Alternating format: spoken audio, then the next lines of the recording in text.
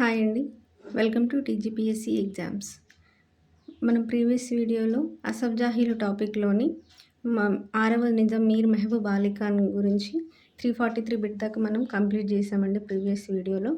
అయితే నేను ఆ వీడియో కొంచెం ఇన్‌కంప్లీట్‌గా ఉందండి. 343 బిట్ వరకి ఆహ్, కంప్లీట్ చేశాను. మిగతా కొన్ని బిట్స్ మిస్ అయినాయి కాబట్టి 343 నుంచి మిగతా బిట్స్‌ని మనం ఇప్పుడు కవర్ చేద్దామండి కంప్లీట్‌గా. సో, 343 బిట్ వచ్చేసరికి మనకి ఈ ఆందోళనలో పాల్గొన్నది ఎవరు అనంటే, ఏ ఆందోళన అంటే చాందా రైల్వే పథకం ఆందోళన అండి. ఈ ఆందోళనలో పాల్గొన్నది మొత్తం ముగ్గురు ముఖ్య వ్యక్తులండి. ఒకరు అఘోరానాథ్ చట్టోపాధ్యాయ, 2 ముల్లా అబ్దుల్ ఖయ్యూమ్, 3 ఔషగి హోషాంగ్. ఈ ముగ్గురు వ్యక్తులు ఈ ఆందోళనలో పాల్గొన్నారండి. ఈ అఘోరానాథ్ చట్టోపాధ్యాయ ఎవరు అంటే నిజాం కాలేజ్ యొక్క ప్రిన్సిపల్ అండి. ముల్లా అబ్దుల్ ఖయ్యూమ్ ఎవరంటే సర్వే సెటిల్మెంట్ ఉద్యోగి అండి. ఈ ముల్లా అబ్దుల్ ఖయ్యూమ్ మనం ఇంకా ఫర్దర్ బిట్స్‌లో గూడా మనం ఇంకా డీటెయిల్‌గా డిస్కస్ చేస్తామండి. ఇతని యొక్క ప్రొ ఈయన ప్రొఫెషనల్‌గా ఏంటి అంటే సర్వే సెటిల్మెంట్ ఉద్యోగి అండి ఈయన. అది గుర్తుంచుకోవాలి. నెక్స్ట్ వచ్చేసి ఔషగి హోషాంగ్ అండి. ఈ ఔషగి హోషాంగ్ ఎవరు అంటే రెవెన్యూ ఉద్యోగి అండి. సో, ఈ ముగ్గురు పాల్గొన్నారండి చాందా రైల్వే పథకం ఆందోళనలో. నెక్స్ట్ 344 బిట్ వచ్చేసరికి ఈ ముగ్గురిని 2 ఇయర్స్ రాజ్యబహిష్కరణ చేశారండి. ఈ ముగ్గురిని ఎందుకంటే చాందా రైల్వే పథకం ఆందోళనలో పాల్గొన్నందుకు గాను. సో, ఎప్పుడు అనంటే ఫస్ట్ ఎవరిని చేశారంటే ఈ హోషాంగ్‌ని, ఖయ్యూమ్‌ని 1883 మే 22 రోజు వీళ్ళిద్దరిని హోషాంగ్‌ని, ఖయ్యూమ్‌ని రాజ్యబహిష్కరణ చేశారండి. నెక్స్ట్ 1883 మే 23 అంటే నెక్స్ట్ డేనే నగోరనాథ్ చట్టోపాధ్యాయని కూడా ఈ 2 ఇయర్స్ రాజ్యబహిష్కరణ చేశారండి. 345 బిట్ వచ్చేసరికి చాందా రైల్వే పథకం ఆందోళన గురించి ప్రచురించిన పత్రికలు ఏంటి? సో, ఈ చాందా రైల్వే పథకం ఆందోళన గురించి ఏ ఏ పత్రికలు ప్రకటించాయి అనంటే, ఒకటి టైమ్స్ ఆఫ్ ఇండియా అండి. 2 బెంగాల్ గెజిట్ అండి. సో, మనం టైమ్స్ ఆఫ్ ఇండియా అనే పత్రిక గురించి మనం ప్రీవియస్ వీడియోలో కూడా డిస్కస్ చేసుకున్నామండి. ఈ టైమ్స్ ఆఫ్ ఇండియా అనే పత్రికని మనం మీర్ మెహబూబ్ అలీ ఖాన్‌ని లిటిల్ ఫెల్లో అని వర్ణించిందండి. సో, అంతేకాకుండా ఇప్పుడు చాందా రైల్వే పథకం ఆందోళన గురించి కూడా ఇది ప్రచురించిందండి. అదే టైమ్స్ ఆఫ్ ఇండియా పత్రిక. ఇంకా ఇంకే పత్రిక ప్రకటించింది ఈ ఆందోళన గురించి అనంటే బెంగాల్ గెజిట్. 346 బిట్ వచ్చేసరికి అఘోరానాథ్ చట్టోపాధ్యాయ ఏ సంవత్సరంలో యంగ్ మెన్స్ ఇంప్రూవ్‌మెంట్ సొసైటీ సంస్థను స్థాపించాడు? ఈ అఘోరానాథ్ చట్టోపాధ్యాయ మనకి నిజాం కాలేజ్ ప్రిన్సిపల్ అని మనం చదువుకున్నాం గదా అండి! ఈయన మనకు చాందా రైల్వే పథకం యొక్క ఆందోళనలో గూడా పాల్గొన్నాడు. ఈయన 1879లో యంగ్ మెన్స్ ఇంప్రూవ్‌మెంట్ సొసైటీ అనే సంస్థను స్థాపించాడండి. సో, ఈయన ముఖ్యమైన వాడు ఈ ఆందోళనలో పాల్గొన్న ముఖ్యమైన వాడు గాబట్టి ఈయన స్థాపించిన సంస్థలు గూడా ఇంపార్టెంట్ అండి. అందుకే మనం వాడిని గుర్తుంచుకోవాలి. Young men's improvement society. ఏ ఇయర్ అంటే 1879. నెక్స్ట్ 347 వచ్చేసరికి ఏ సంవత్సరంలో నిజాం కాలేజ్‌కి మొదటి ప్రిన్సిపల్‌గా ఈయన ఎన్నుకోబడ్డాడు? ఎవరు? ఈ అఘోరనాథ్ చట్టోపాధ్యాయ. సో, 1879లో యంగ్ మెన్స్ ఇంప్రూవ్‌మెంట్ సొసైటీ అనే సంస్థను స్థాపించాక నెక్స్ట్ 1887లో ఈయన నిజాం కాలేజ్‌కి ప్రిన్సిపల్‌గా ఎన్నుకోబడ్డాడని నియమించబడ్డాడు.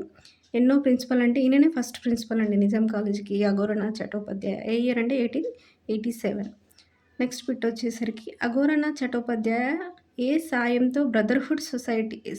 సాయంతో బ్రదర్‌హుడ్ సొసైటీని స్థాపించాడు? ఈయన స్థాపించిన సంస్థల్లో ఇంకా ముఖ్యమైన సంస్థ ఏంటంటే బ్రదర్‌హుడ్ సొసైటీ అండి. ఈ బ్రదర్‌హుడ్ సొసైటీని ఈయన ఎవరి సాయంతో స్థాపించాడంటే ముల్లా అబ్దుల్ ఖయ్యూమ్ అండి. ఈ పేరు మనం ఇందాక ఈ చాందా రైలు పథకం ఆందోళనలో పాల్గొన్న ముగ్గురు ముఖ్య వ్యక్తుల్లో కూడా విన్నామండి. ముల్లా అబ్దుల్ ఖయ్యూమ్ అని. ఈ ముల్లా అబ్దుల్ ఖయ్యూమ్ ఈయనతో ఆందోళనలో పాల్గొనడమే కాకుండా మనకిక్కడ బ్రదర్‌హుడ్ సొసైటీ స్థాపించడంలో కూడా అఘోరనాథ్ చట్టోపాధ్యాయకి ఈయన హెల్ప్ చేశాడు అనేది ఈ బిట్ అండి. నెక్స్ట్ బిట్ వచ్చేసరికి ఈయన భార్య ఎవరు? అఘోరనాథ్ చట్టోపాధ్యాయ యొక్క భార్య, కూతురు, కుమారులు ఎవరు? ఎందుకంటే వీళ్ళు కూడా మనకు భారత స్వతంత్ర సమరంలో వీళ్ళు పాల్గొన్నారండి. వాళ్ళ వాళ్ళ ఆహ్, స వాళ్ళ భార్య ఎవరు? కూతురు ఎవరు? కుమారులు ఎవరు? అనేది మనం ఇప్పుడు చూసుకుందామండి. అఘోరనాథ్ చట్టోపాధ్యాయ యొక్క భార్య, కూతురు, కుమారులు. భార్య వచ్చేసరికి వరదా సుందరిదేవి. కూతురు వచ్చేసరికి సరోజినీ నాయుడు అండి. నెక్స్ట్ కుమారులు వచ్చేసరికి హరీంద్రనాథ్ చట్టోపాధ్యాయ, వీరేంద్రనాథ్ చట్టోపాధ్యాయ. సరోజినీ నాయుడు అందరికి మనకు తెలుసండి కూతురు. ఈ అఘోరనాథ్ చట్టోపాధ్యాయ కూతురే సరోజినీ నాయుడు. నెక్స్ట్ కుమారులు హరీంద్రనాథ్ చట్టోపాధ్యాయ, వీరేంద్రనాథ్ చట్టోపాధ్యాయలో ఈ వీరేంద్రనాథ్ చట్టోపాధ్యాయ మనకి ఇండియన్ ఫ్రీడమ్ ఫైట్‌లో చాలా యాక్టివ్ రోల్ ప్లే చేశాడండి. ఏం చేశాడు ఈయన అంటే, ఈ వీరేంద్రనాథ్ చట్టోపాధ్యాయని ఇండియన్ ఇండిపెండెన్స్ కమిటీని స్థాపించాడండి. ఇండియన్ ఇండిపెండెన్స్ కమిటీ ఎక్కడ అంటే బెర్లిన్‌లో అండి ఈ వీరేంద్రనాథ్ చట్టోపాధ్యాయ. అంతేకాకుండా ఇంకేం చేశాడంటే కాబూల్‌లో భారత తాత్కాలిక ప్రభుత్వం ఏర్పాటు చేశాడండి కాబూల్‌లో. సో, ఈయన కాంట్రిబ్యూషన్ ఏంటి వీరేంద్రనాథ్ చట్టోపాధ్యాయ ఇండియా ఫ్రీడమ్ ఫైట్‌లో అంటే ఇండియన్ ఇండిపెండెన్స్ కమిటీ ఏర్పాటు, అంతేకాకుండా భారత తాత్కాలిక ప్రభుత్వం ఏర్పాటు అనేది ఈయన చేశాడు. ఈ భారత తాత్కాలిక ప్రభుత్వం ఏర్పాటు కాబూల్‌లో, ఇండియన్ ఇండిపెండెన్స్ కమిటీ వచ్చేసరికి బెర్లిన్‌లో ఈయన స్థాపించాడండి. కూతురు సరోజినీ నాయుడు కూడా మనకి ఇండియా ఫ్రీడమ్ ఫైట్‌లో చాలా కాంట్రిబ్యూషన్ ఉంటుందండి ఈమెది. అందుకే వీళ్ళ కూతురు, కుమారులని మనం ఇక్కడ డిస్కస్ చేస్తున్నాము. గురునాథ్ చట్టోపాధ్యాయ యొక్క భార్య, కూతురు, కుమారుల గురించి ఈ బిట్‌లో. నెక్స్ట్ బిట్ వచ్చేసరికి హైదరాబాద్ నుండి ఐఎన్‌సీలో చేరిన ఫస్ట్ ముస్లిం ఎవరు?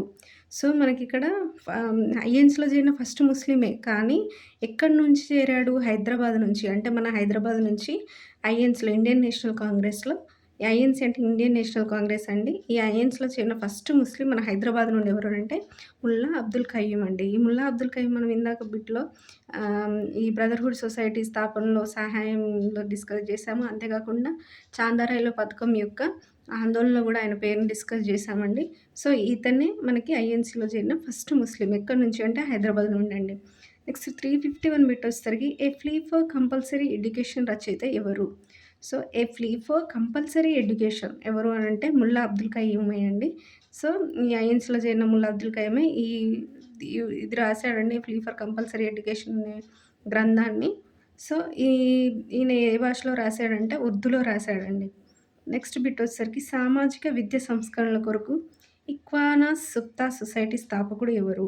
ఈ ఇక్వానాస్ సుప్తా సొసైటీ స్థాపకుడు ఎవరు అంటే అబ్దుల్ ఖయ్యూమే అండి. సో, మనం ఇప్పుడు ముల్లా అబ్దుల్ ఖయ్యూమ్ గురించే మనం డిస్కస్ చేస్తున్నాం. ఈయన హైదరాబాద్ నుంచి ఐఎన్‌సీలో చేరిన ఫస్ట్ ముస్లిం. అంతేకాకుండా ఏ ఫ్లీ ఫర్ కంపల్సరీ ఎడ్యుకేషన్ రచయిత. అంతేకాకుండా ఇతను ఒక సొసైటీ స్థాపించాడు. దేనికోసం ఈ సొసైటీ పనిచేసింది అంటే సామాజిక విద్య సంస్కరణల కొరకండి. ఏంటి ఆ సొసైటీ అంటే ఇక్వనస్ సుప్తా సొసైటీ. ఎవరు స్థాపకుడు అంటే అబ్దుల్ ఖయ్యూమ్. నెక్స్ట్ బిట్ వచ్చేసరికి మనకి ముల్కీ ఉద్యమం ఫస్ట్ టైం ఏ ఇయర్‌లో జరిగింది? ఇక్కడ హైదరాబాద్ సంస్థానంలో. సో, ఫస్ట్ టైం ముల్కీ ఉద్యమం ఎప్పుడు జరిగిందంటే 1888 అండి.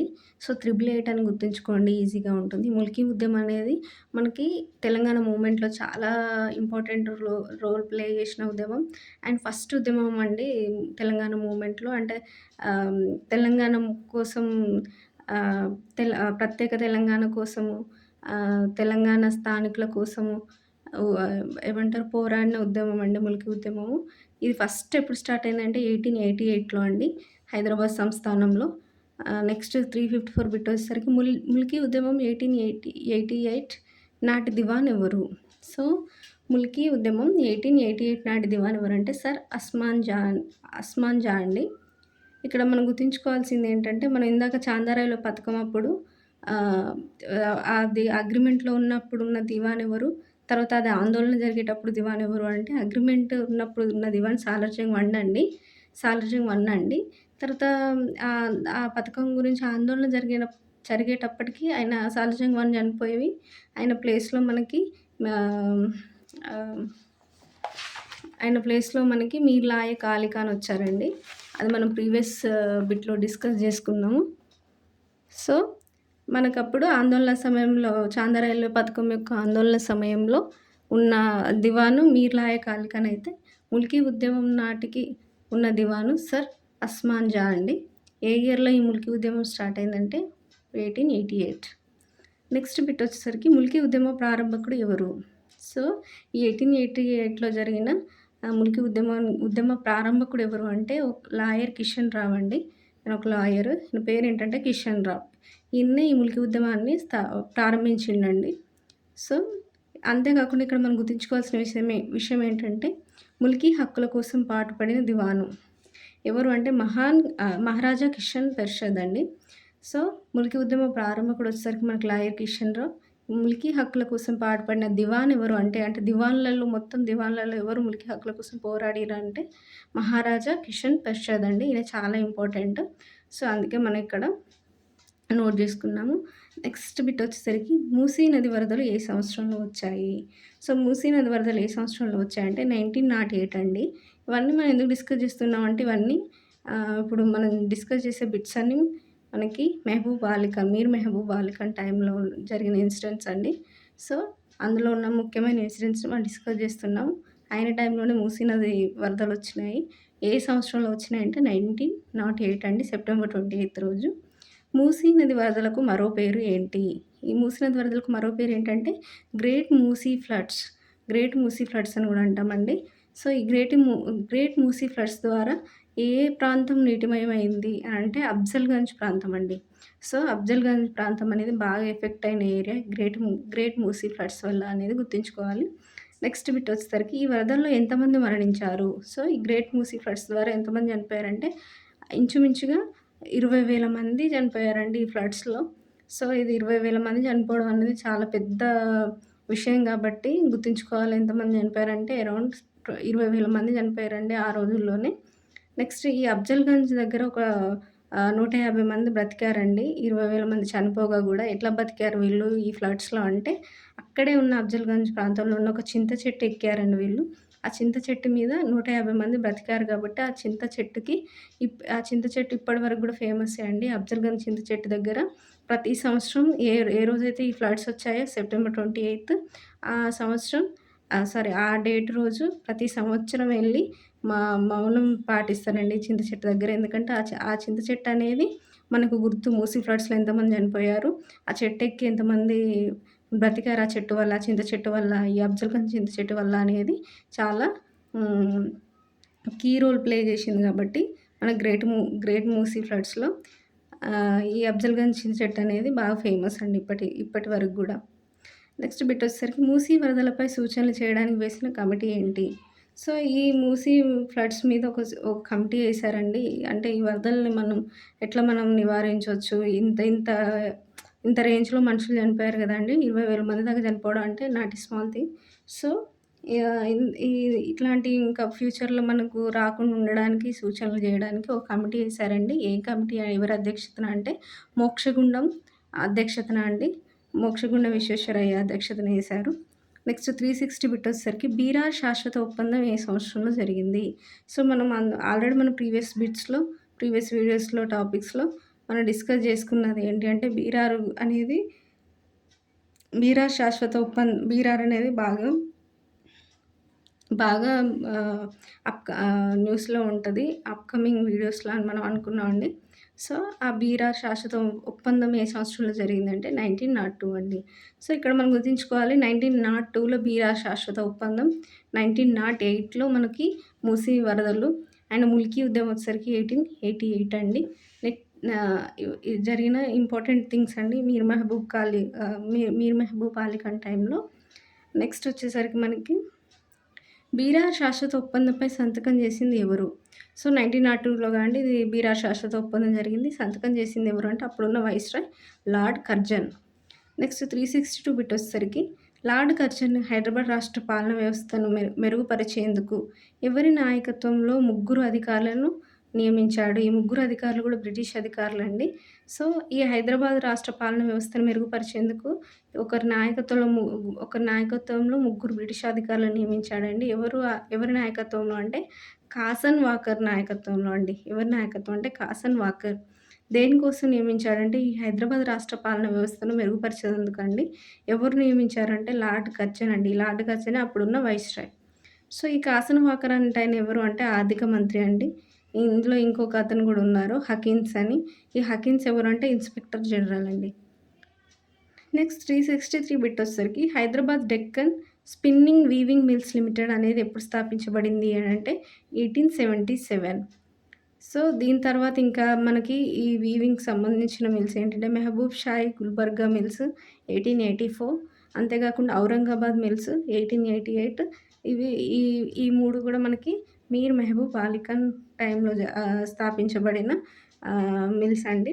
నెక్స్ట్ 364 పెట్టేసరికి వెరీ వెరీ ఇంపార్టెంట్ అండి. ఫలక్నామా ప్యాలెస్ అనేది. ఈ ఫలక్నామా ప్యాలెస్ నిర్మాత ఎవరు అంటే సర్వికార్ ఉల్ ఉమ్రా. ఈ ఫలక్నామా ప్యాలెస్ అనేది ఇప్పటివరకు కూడా చాలా ఫేమస్ అండి హైదరాబాద్‌లో. ఇప్పటికి కూడా చెక్కు చెదరకుండా ఉంది కాబట్టి దీని నిర్మాత ఎవరంటే సర్వికార్ లుమ్రా. రూపశిల్పి ఎవరు మరి అని అంటే విలియం వార్డ్ మారెట్. వాస్తుశైలి ఎట్లా ఉంటది ఫలక్నామా ప్యాలెస్‌ది అంటే ఏ వాస్తు శైలిలో కట్టినారు అంటే ఆండ్రియా పల్లాడియో. ఈ ఫలక్నామా ప్యాలెస్ యొక్క ఆకారం ఎలా ఉందంటే తేలు ఆకారంలో ఉందండి ఫలక్నామా ప్యాలెస్. అసలు ఈ ఫలక్నామా ప్యాలెస్‌కి ఫలక్నామా అనే పేరు ఎందుకు పెట్టినారు? దాని అర్థం ఏంటి అనంటే ఫలక్నామా అంటే అర్థం ఆకాశ దర్పణం. ఈ ఫలక్నామా ప్యాలెస్ ఎప్పుడు పూర్తయింది అంటే స్టార్ట్ అయింది 1884 అండి. అంటే ఇప్పుడు మనం మీర్ మెహబూబ్ వాలికన్ టైమ్ పీరియడ్‌లో జరిగిన ఇంపార్టెంట్ థింగ్స్ డిస్కస్ చేస్తున్నాం కాబట్టి ఆయన టైంలోనే 1884లో స్టార్ట్ అయిందండి. కంప్లీట్ ఎప్పుడయిందంటే 1893 అండి. ఆయన టైంలోనే కంప్లీట్ అయిందంటే ఆల్మోస్ట్ 10 ఇయర్స్ టైం తీసుకుందండి ఈ ఫలక్నామా ప్యాలెస్ కట్టడం కోసము. దీంట్లో ఉన్న స్పెషాలిటీ ఏంటంటే ఈ ఫలక్నామా ప్యాలెస్‌లో నిర్మాణంలో ఇటలీ రాయి వాడినారండి. అంతేకాకుండా ఇంగ్లాండ్ నుంచి తీసుకొచ్చిన చెక్కను వాడినారండి.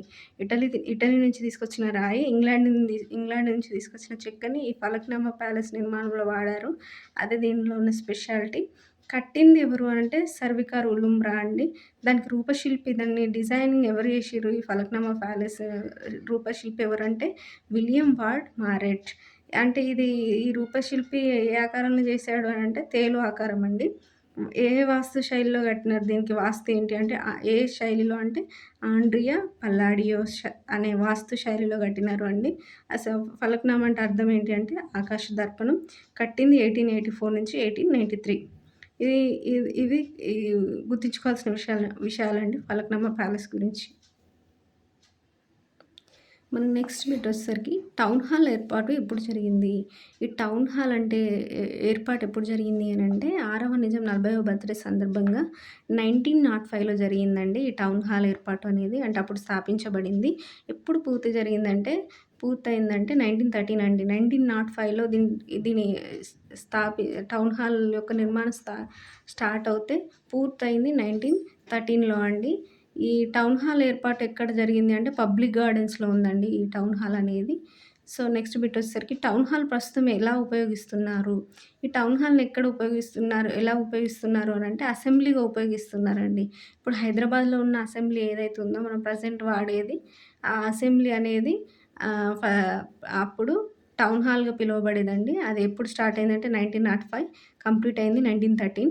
సో, ఆ టౌన్ హాల్‌ని ప్రస్తుతం అసెంబ్లీగా ఉపయోగిస్తున్నారండి. ఈ టౌన్ హాల్ ఏర్పాటు ఎక్కడ జరిగింది అనంటే పబ్లిక్ గార్డెన్స్‌లో జరిగిందండి. ఈ టౌన్ హాల్ యొక్క శైలి ఎలా ఉంటుంది అనంటే సరసెనిక్ రాజస్థాన్ శైలిలో కట్టినారండి దీన్ని.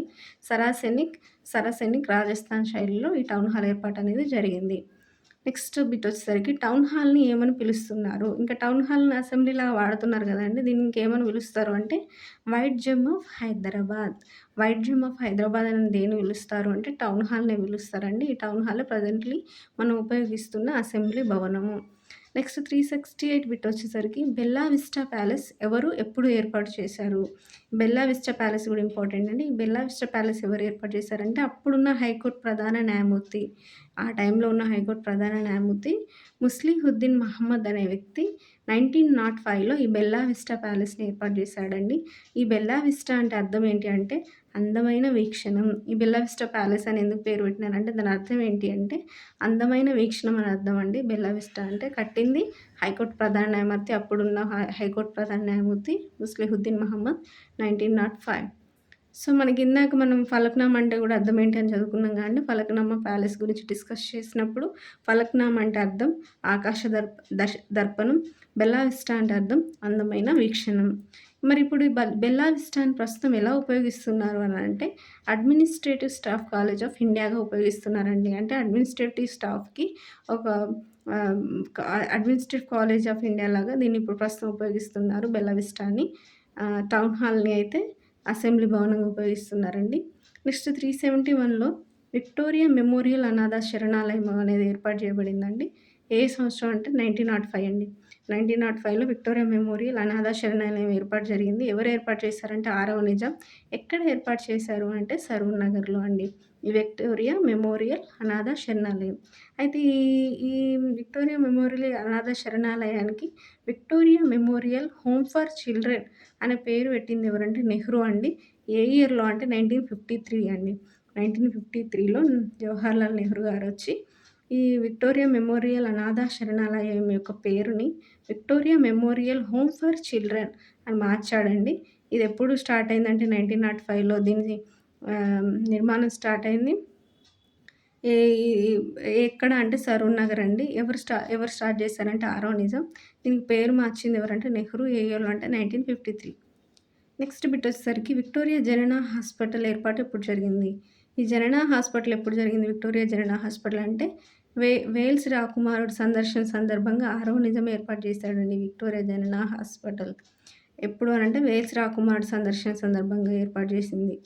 నెక్స్ట్ 373 బిట్ వచ్చేసరికి నాంపల్లి రైల్వే స్టేషన్ ఎప్పుడు ఏర్పాటు జరిగింది? ఈ నాంపల్లి రైల్వే స్టేషన్ ఏర్పాటు 1907లో జరిగిందండి. ఇది కూడా ఆరవ నిజాం మీర్ మహబూబ్ అలీ ఖాన్ దీన్ని ఈయన టైంలోనే స్టార్ట్ అయింది. ఈ నాంపల్లి రైల్వే స్టేషన్‌కి ఉన్న మరో పేరు ఏంటంటే హైదరాబాద్ డెక్కన్ రైల్వే స్టేషన్. ఇది గుర్తుంచుకోవాలా అండి ఖచ్చితంగా. నాంపల్లి రైల్వే స్టేషన్‌కి ఉన్న మరో పేరు హైదరాబాద్ డెక్కన్ రైల్వే స్టేషన్. ఈ నాంపల్లి రైల్వే స్టేషన్‌లో ఈ నాంపల్లి అంటే అసలు అర్థం ఏంటి అనంటే ఉర్దూ అండి ఇది. ఉర్దూలో అర్థం. నామ్ అంటే తడి భూమి అండి. పల్లి అంటే ప్రాంతం అండి. అంటే తడి భూమి ఉన్న ప్రాంతము. ఈ నాంపల్లి రైల్వే స్టేషన్ ఉన్న ప్రాంతం అప్పట్లో. సో, అందుకే దాన్ని అదే పేరు మీద ఉర్దూలో నాంపల్లి అని పేరు పెట్టినారండి. నాంపల్లి అంటే అర్థం ఏంటంటే నామ్ అంటే తడి భూమి, పల్లి అంటే ప్రాంతము. ఏ భాషలో అనంటే ఉర్దూ అని గుర్తుంచుకోవాలండి. పర్షియా కాదు, తెలుగు కాదు, ఉర్దూ. నాంపల్లి అంటే ఏ భాషలో తడి భూమి ప్రాంతం అంటే ఉర్దూ భాషలో. ఏ సంవత్సరంలో స్టార్ట్ అయిందంటే 1907. ఎవరు స్టార్ట్ చేశారంటే ఆరవ నిజాము. దీనికి ఉన్న మరో పేరు ఏంటంటే హైదరాబాద్ డెక్కన్ రైల్వే స్టేషన్. ఇంకింతే కాకుండా నాంపల్లి రైల్వే స్టేషన్ గురించి మనం తెలుసుకుంటే, ఈ నాంపల్లి రైల్వే స్టేషన్ ఏర్పాటు 1907లో ఎందుకు జరిగిందంటే, అప్పుడు పబ్లిక్ గార్డెన్ ఆర్ బాగేయి ఆమ్ ఏర్పాటు జరుగుతుందండి. ఆ ఏర్పాటు సందర్భంగానే ఈ స్టేషన్ కూడా ఏర్పాటు చేశారండి. ఈ నాంపల్లి రైల్వే స్టేషన్ ఏర్పాటు అనేది ఎలా జరిగింది అంటే, అప్పుడు కడుతున్న పబ్లిక్ గార్డెన్ దానికి ఇంకో పేరే బాగేయి ఆమ్.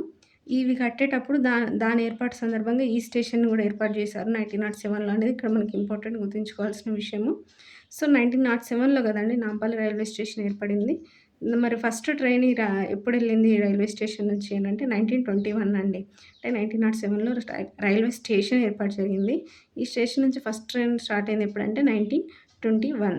నెక్స్ట్ బిట్ వచ్చేసరికి కాచిగూడ రైల్వే స్టేషన్ అండి. నాంపల్లి రైల్వే స్టేషన్ తర్వాత కాచిగూడ రైల్వే స్టేషన్ ఎప్పుడంటే 1916 అండి. అంటే ఫస్ట్ నాంపల్లి రైల్వే స్టేషన్ 1907 తర్వాత 1916లో కాచిగూడ రైల్వే స్టేషన్ అండి. ఇది ఎవరు కట్టినారంటే ఇది ఏడవ నిజాం అండి. అంటే ఇక్కడ గుర్తుంచుకోవాల్సింది ఏంటంటే నాంపల్లేమో ఆరవ నిజాం కట్టించాడు. కాచిగూడ రైల్వే స్టేషన్ వచ్చేసరికి మనకి ఏడవ నిజాం కట్టించాడు. వాస్తు శైలి ఎలా ఉంది అంటే గోతిక్ వాస్తు శైలిలో కట్టించారండి ఇది. సో, ఇక్కడ మనం ఈ కాచిగూడ రైల్వే స్టేషన్ ఎందుకు ఇంపార్టెంట్ అని అంటే మనకి 1916 నుంచి 1950 వరకు Nizam guarantees Nizam guaranteed state railways యొక్క హెడ్ క్వార్టర్స్ లాగా ఉందండి ఈ కాచిగూడ రైల్వే స్టేషన్. సో, ఎప్పటి నుంచి ఎప్పటి వరకు ఇది Nizam guaranteed state railways head క్వార్టర్‌గా ఉంది అని అంటే 1916 టు 1950 వరకు అండి. సో, మన 1916కి ముందు ఏది ఉంది అంటే సికింద్రాబాద్ రైల్వే స్టేషన్ అనేది హెడ్ క్వార్టర్‌గా ఉందండి అప్పటి వరకు. 1916 ముందు సికింద్రాబాద్ రైల్వే స్టేషన్ హెడ్ క్వార్టర్‌గా ఉండేది. 1916 తర్వాత 1950 వరకు కాచిగూడ రైల్వే స్టేషన్ ఉందండి. సో, అందుకే ఇక్కడ కాచిగూడ రైల్వే స్టేషన్ అనేది ఇంపార్టెంట్. ఇది ఎవరు కట్టించినారంటే ఏడవ నిజాం. నెక్స్ట్ 375 బిట్ వచ్చేసరికి నిజామియా అబ్జర్వేటరీ దేశంలో ఎన్నవది? సో, ఈ నిజామియా అబ్జర్వేటరీ అనేది మనకి ఖగోళ శాస్త్రం గురించి పరిశోధనలు చేయడానికి ఏర్పాటు చేసిన అబ్జర్వేటరీ అండి. ఈ నిజామియా అబ్జర్వేటరీ. ఇది ఎవరి టైంలో కట్టబడింది అంటే మీర్ మహబూబ్ అలీ ఖాన్ టైంలోనే అండి. సో, ఎన్నోది దేశంలో అంటే మూడవదండి. దేశంలోనే ఇది మూడవది. ఏ సంవత్సరంలో కట్టబడిందంటే 1908లో కట్టబడిందండి. ఇక్కడికి మనం 375 బిట్స్ కవర్ చేశామండి. నెక్స్ట్ బిట్స్ మనం నెక్స్ట్ వీడియోలో కవర్ చేద్దాం. థ్యాంక్ యూ అండి.